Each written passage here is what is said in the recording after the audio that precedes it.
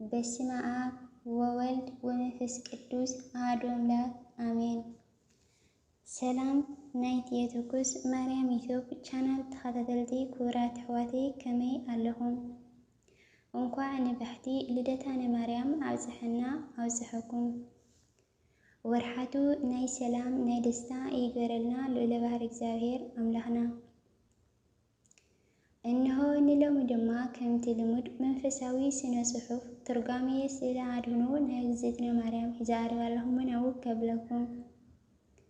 ትርጓሜ ስእለ አድኅኖ ናይ እግዝእትነ ማርያም እዛ ኣብ ሕዘላ ናይ ብርሃን ኣክሊል ተባሂላ ትፍለጥ። እዚ ማለት ከዓ ቅዱሳን ብመንፈስ ቅዱስ ተመሊኦም ቅድስና ክቕበሉ ከለዉ ዝቕፅልዎ ናይ ብርሃን ዘውዲ እዩ። ደጊምሲ ጎይታ ንሱ ነቲ ጻድቅ ፈራዲ በታ መዓልቲ እቲኣ ዝሃበኒ እኽሊለ ጽድቂ ተገቢሩሉ ኣሎ። እዚ ግን ነቶም ኩላቶም ምግሃዱ ዘፍቅር እዩ እምበር ንዓይሲ ጥራይ ኣይኮነን። ካልኣይ ጢሞቴዎስ 4:8 ከም ዝበለ። ስለዚ እዛ ኣብ ናይ ቅዱሳን ዘላ ዝበርሀት እኽሊል ንቅዱሳን እትውሃብ ናይ ዓወት እኽሊል እያ። ድንግል ማርያም ድማ ካብ ቅዱሳን ቅድስቲ ካብ ክቡራን ከዓ ክብርቲ ኣዶ ፈጣሪኣ ስለ ዝኾነት ኣክሊለ ብክብሪ ተዋብታ። ካብታ ኣክሊል ከዓ ፍልይ ብዝበለ ቀይሕን ብጫን ሃሳስ ቀጠልያን ይርከብ እዩ። እዚ ከዓኒ እቲ ቀይሕ ናይ እግዚአብሔር ወልድ ምሳሌ እዩ። ብጫ ከዓ ናይ እግዚአብሔር መንፈስ ቅዱስ ምሳሌ እዩ። ቀጠልያ ከዓ ናይ እግዚአብሔር ኣቦ ምሳሌ እዩ። ስለዚ እዘን ሰለስተ ኣክሊል ኣብ ርእሲ ቅዱሳን እንሪአን ቅዱሳን ፈጣሪኦም ከም ዝመስሉ ንምርዳእ እዩ። ስለዚ ከዓ ኣክሊልነት ይውሃብ። ቀፂሉ ከዓ እዚ ኣብለ ዘላ እዛ ስእሊ እንተ ደኣ ኣስተውዒልና ንድንግል ማርያም ልክዕ ሰይፊ ንድሓር ነገር ናብ ክልተ ብቕፅበት ከም ዝመትሮ ናይ ድንግል ማርያም መከራ ንኽግለጽ ሽማግሌ ዮሴፍ ዝተዛረቡ ቃል ንስኺ ድማ ሓሳብ ልቢ ብዙሓት መታን ክግሃድ ናብ ነብስኺ ሰይፊ ክኣቱ እዩ ብምባል ወንጌል ሉቃስ 2:35 እዛ ቃል እትገልጽ ስእሊ እያ። ተወሳኺ ናይ እሳተ መለኮት ኣብ ውሽጣ ምውሃዱ ምሳሌ እዩ። ቀፂሉ ከዓ ኣብ ሕዘላ እዛ ምልክት ናይ ኮኸብ ስእሊ ኣብ ቅድስቲ ድንግል ማርያም ኣብ መንከባ ዘላ ድንግል ማርያም ንፈጣሪኣ ምስ ወለደት እውን ድንግል ምዃና ዘረድእ እዩ። እዛ ስእሊ ንምንታይ ኣብ መንከብ ኮነት እንተ ደኣ ኢልና ብልምዲ ኣዴታት ውሊደን ብየማን መንከበን እየን ዝሓዝላ። ስለዚ ድንግል ማርያም ድማ ድንግል እያ ንምባል ብሩክ ኮኸብ ገይሩላ ኣዶ እያ ንምባል ከዓ እቲ ኮኸብ ኣብ መንከብ ገበሩ። ንዓብዪ ሃይማኖት መራሒት መታን ክትኮኑ ናይ ድንግልና ማህተም ኣለዎ ከም ዝበሎ ቅዱስ ዮሃንስ ኣፈወርቅ ገጽ 36 ኣብ ዝፀሓፎ። ብምቕፃል እውን ኣመ እዚ ኣመ ዘላ ምልክት ከዓ ፈጣሪ ክርስቶስ ክልተ ኣፃብዕቲ ፈልዩ ኣውፂኡ ዘሎ ናይ ተመልክት እያ። ናይዛ ምልክት ትርጓሜ ከዓ ክልተ ልደታት ናይ መድኃኔዓለም ኢየሱስ ክርስቶስ የመልክት።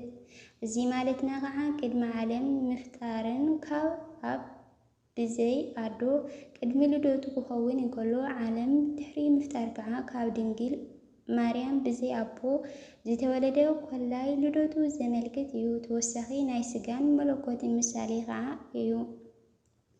ቀፂሉ ከዓ ኣብሰ ዘላ እዛ ኣብሰ ዘላ ምልክት ከዓ ድንግል ማርያም ናብ ሰማይ ክትዓርግ እንከላ ቅዱስ ቶማስ ካብ ሃገረ ስብከቱ ናብ ኢየሩሳሌም እንዳተመለሰ እንከሎ ድንግል ማርያም ምስ ረኸባ ዝሃወቶ መንዲል እያ።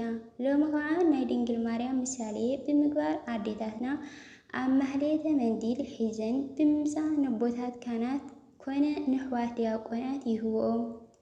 ኣብዛ ስእሊ እንተሪእና ግና ድንግል ማርያም ብፀጋማይ ኢዳ ሒዛታ እያ ዘላ ነስተውዕል። እዚ ከዓ ወዳ ከይተሸነፈ ኣብ መስቀል ዕርቃኑ ምስቃሉ የረድአና። ናይዚ ምሳሌኡ ከዓ ካህናት ነቲ ብዕርቃኑ ኣብ መስቀል ዕሩቀ ብዝተሰቐለ ንምግላጽ መስቀሎም ብመንዲል ይሽፍንዎ። ካብኡ ቀፂሉ ከዓ ኣብረ ዘላ إذا أورد زلا ملكت كع ناي دينجل مريم كوينا ترجمة كع ناي دينجل مريم لكع كمتوب ناي سماويان ملأختي مقانو إزجلز إيو توسخون ندينجل مريم سماويان ملأختي كم زمش جنوا إزجلز هون إيو توسخون دينجل مريم نتي سماوي كم زولدتو نمجلس كع سماوي كدان تخدينا نسماوي ودا حائفاتو ترى بتليم تمثلت كما سماي يوسف وسلومي محالفي وهالفي عدد ولهم محالفي وهالفة منفساوي مصحفة أرجانون بمثال كع عبشة زلا إذا عبشة زلا ملكت كمتا أقدمنا أبنايح زتزارونايو زلو كوكويو زيوين زرينا دينجل مريم بحلنا كي ترفع دينجل إيان مباليو توسهوين كدمي مولادا دينجل مخانا زيالس إيو قزيلها أبقى زلو ملكت إذا أبقى زلا أترينا أكليليا زي مالت كا قدوس داويد أو مزمور داويد 45 نايوركي لسا لبسا أو كدميخا نجستي تقوم على كم زولو نمجلاسيو سلازي دينجل مريم حريتي خوينا نتي زحاريا نجوس فتاريا بمولاد نجستي إيان نوال أو رئيسا أخليل ناي نفسنت تجابير الله يركب إتي أخليل بأمثال ورقي نمنتا كوانا زي بالهدوء أقدمنا كنفرق ببروز زغور وجبهاتي هاني بحمل مال ورق بمبال يترجموا على ناوك كا أوين يركبيو خوهاني عبد زلا إذا سلي انت دار إنايا كاوجاف ناوجاف دينجل مريم بمجانا صفي زلا بورق أو النت حوري زريا تتمتم زلا إيا إذا مالت كع أو زبني أوريد فتاري نوسي بزعباني تاوت أثر رحاك وجزون قلو دقا كع بورقي لبدا نيروا إلو نيرو نايتا تاوت مثالي زخانت حقنيا تاوت دينجل مريم كع بورقي كدسنا زتملت يعني موال ورقاوي سيلي أم مقانا صفيعة تغير لا يركب تاوت انت أستيتا أوريد وترى يكدنوا بورق ليكاونت ماليتاي قدوس يارد بمقصالون أعتزلا إذا أعتزلا أو مودعتا زاناي ملكت انتدا أستويلنايا فتارينا مصحف كم زحازة اتقلص زلايا زي مالتك قويتانان مدهاني علمن إيسوس كريستوس عز عالم وينجل كم زي سبخة إيا تردنا زلا ولأما فقد سمعت عمنوي بكما ممهرة ومجسس زي مرهك قدوس مار إيزاك زي مثاليتات حزر بزبال خوينو نايزا سئلقن زيا يمثل كاوين قدست دينجل مريم قدستي سل قدسنان سل نصنان كاوقيانوس ببحري ناي سئلدونا أزي كابلنا ناي قدسنا أوين منو إيجي ذاتي انت تاوز كما جوها سناي كما ور وبرت كما زهاي إذا كم وجهاتا أتلغلغت كم ورقي سبقتي كم زهاي دمقتي كم سراويتا مس ساندو علامة تفرح من يايلو تأنيا سلومين نايدنجل مريم نسنان قدسنان أو سلمات زبن كوينو نسابتي سلمات زبن اتي سلمات كي حازا كم صحاي دميا اثر كم زنبرت بروحوك كوينو بعين تنبيت ريوا بمدنا قزي من ايو ويكان ازي اس من يايلو تناقرة مصحف محالي أروحته فري عسرتم قدس داوت وين امنيسيو إيوه سب وبأسين تولد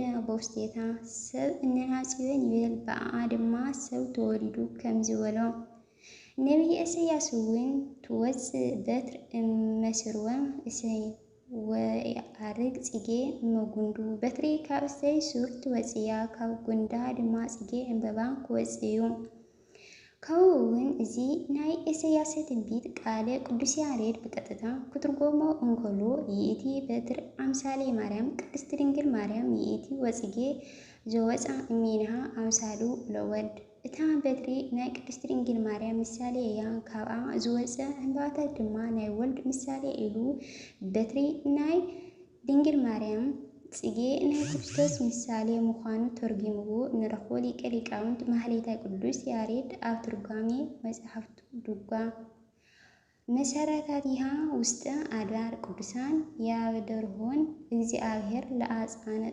ለአናቅጸ ጽዮን እምኩሉ ተአይንሁ ለያዕቆብ ነኪረ ነገሩ በእንቲአኪ ኦ ሀገረ እግዚአብሔር መሰረተታ ብዝተቀደሱ እምባታት እዮም ካናይ ያዕቆብ ከተማታት እግዚአብሔር ናይ ጽዮን በረህታት ይመረጽ ኦ ናይ እግዚአብሔር ሃገር ንዓኺ ምንጋር ድንቅ እዩ ከም ዝብሎ መዝሙረ ዳዊት እስመ ሃርያ እግዚአብሔር ለጽዮን ወአብደራ ከመ ትኮኑ ማህደሩ ዝየ አሐድር እስመ ሃሬኩዋ እግዚአብሔር ንጽዮን ሓሪዋ ማህደሪኡ ክትኮኑውን መሪጽዋ ወነ ለዓለም መዕረፊቴ እዚኣ እያ ከም ዝበለ መዝሙረ ዳዊት ን5500 ዘበናት ኣብ ደቂ ሰባት ተሳኢኖም ዝነበሩ ነገር ግን ከም መልአኩ ሊቀ መላእክቲ ቅዱስ ገብርኤል አገላልጻ ካብ ቅድስት ድንግል ማርያም ዝተረኸቡ ጸጋ ኦ ምልዕተ ጸጋ በረከት ቡሩክት አንቲ የማንስት ሞጎስ ረክብኪ ሞጎስ በሃበ እግዚአብሔር ትፍስት ተፈስሒ ኦ ምልዕተ ጸጋ ኣብ ወንጌል ሉቃስ ተጻሒፉ ንረኽቦ ጸጋ በረከተ ሞጎስ ተስፍት ዝተረኸበላ ንሳ ንክርስቶስ ድሕሪ ሙላዳ እዩ ጸጋሰ ወጽድቅ በኢየሱስ ክርስቶስ ኮነ ለነ ጸጋን ሓቅን በኢየሱስ ክርስቶስ ኮይኑ ወንጌለ ዮሐንስ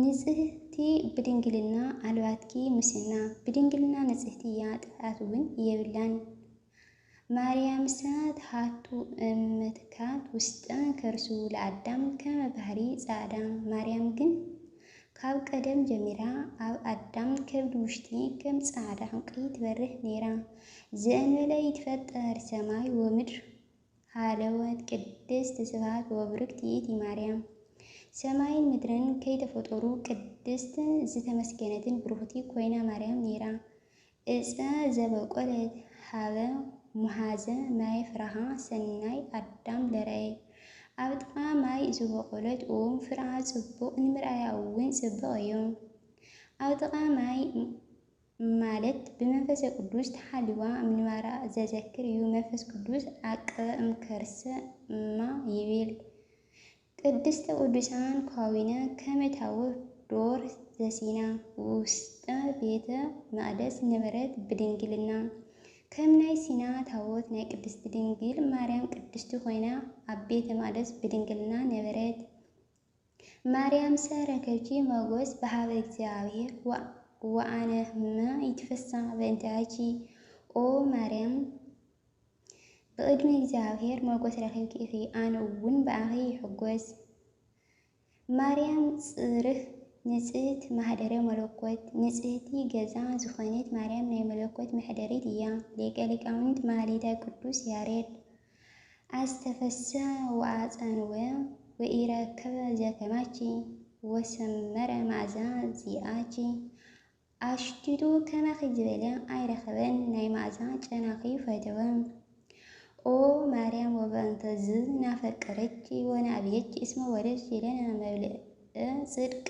ዘበአማን ውስተ ህይወት ዘበአማን ኦ ማርያም ሓቀኛ ዝኾነ ምግቢ ሓቀኛ ዝኾነ ውስጠ ወሊድክልና እሽኽሞ ስለዚ ንዓኺ ክብሪ ይግብአኪ ነኽብረኪ እውን ኣለና ቅባ ሕርያቆስ ወኢረኩሰተ ሚንታኒ መዘ ፈጠራ ድንግል በህልንሃ ወድንግል በስጋሃ ካብ ዝተፈጠራ ጀሚሩ ምንም ኣይረኸሰትን ብሓሳብ ድንግል ብስጋኻ ድንግል እያ ኣንቲ ተኣቢ እምሰማይ ወትኸብሪ ምድር ወለዓለም ኩሉ ውልናተ መኑ ዘይክእል ነብእ በይቺ ወአልቦ ዘይመስል ክያቺ ንስኺ ካብ ሰማይ መላእክቲ ትበልፂ ካብ ደቂቀ ኣዳም ትኸብሪ ልዕልናኺ ምንጋር ዝኽእል መን እዩ? ከማኺ ዝመስል እውን የለውን። ነፀረ ኣብ እምሰማይ ወኢረከበ ዘከማኪ ኣብ ሰማይ ኮይኑ ረአየ ከማኺ ዝመሰለ እውን ኣይተረኸበን። ቅዱስ ኤፍሬም የአቢ ክብራ ለማርያም እምኩሎም ቅዱሳን እስመ ደለወ ኮነት ለተወክፎ ቃል ኣብ ናይ ማርያም ክብሪ ካብ ኩሎም ቅዱሳን ክብሪ ይበልፅ። ናይ ኣብ ኣካላዊ ቃል ንምሽካም ዝተዛደወት ኮይና ወይ ከዓኒ ዝተዳለወት ኮይና እያ እሞ ይእቲ ተኣቢ እምኪሩቤል ወትፈደፍድ እምሱራፌል እስመ ኮነት ታወተ ለአሃዱ ዘእምቅድስት ሥላሴ ንሳ ካብ ኪሩቤል ተዓቢ ካብ ሱራፌል እውን ትበልፅ እያ። ካብ ቅድስተ ሥላሴ ንሓንቲ ሓደ መሕደሪ ኮይና እያ እሞ። ቅዱስ ኤፍሬም ሴርያዊ ልሳነ ኪሩቤል ይካል አውጽሖ ለውዳሴኪ ወአፈ ሱራፌል እይክል ነገረ እቤኪ ማርያም። አባ ጊዮርጊስ ዘጋስጫ ንዘይከኣል አምላክ ከም ዝኸኣለቶ ሰማይን ምድርን ዘይግምርዎ እፎ እናገር ማሕፀነ ድንግል ጾሮ ሰማይን ምድርን ዘይክእልዎ ናይ ድንግል ማሕፀን ከመይ ገይሩ ካሎ?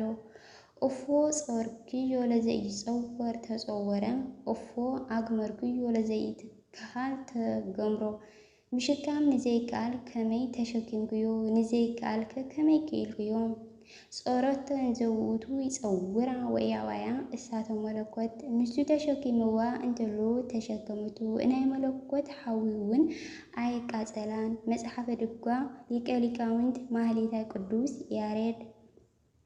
አሜን። ጸውለታን አማላድነታን ናግዝእትነ ማርያም ድንግል ወላዲተ አምላክ ያህሉ ምስለ ኩልነ ህዝበ ክርስቲያን ለወደቀ ለእንጠብጠበ ቀለም ቃል እግዚአብሔር አምላክ በአፈ ኩሎም ቅዱሳን ትጉሃን መላእክቲ ገይሩ እይታረመለይ ካብ ስሕተተይ ንኽትሩምኒ ክብራት ኣሕዋተይ ንኽተባራትዑኒ ብትሕትና ኣለዎ። ስብሐት ንእግዚአብሔር ወለወላዲቱ ድንግል ወለመስቀሉ ክብር ይትአኮት ወይሰባህ ስሙ ለእግዚአብሔር አምላክነ ወትረ በኩሉ ጊዜ ወኩሉ ሰዓት አሜን።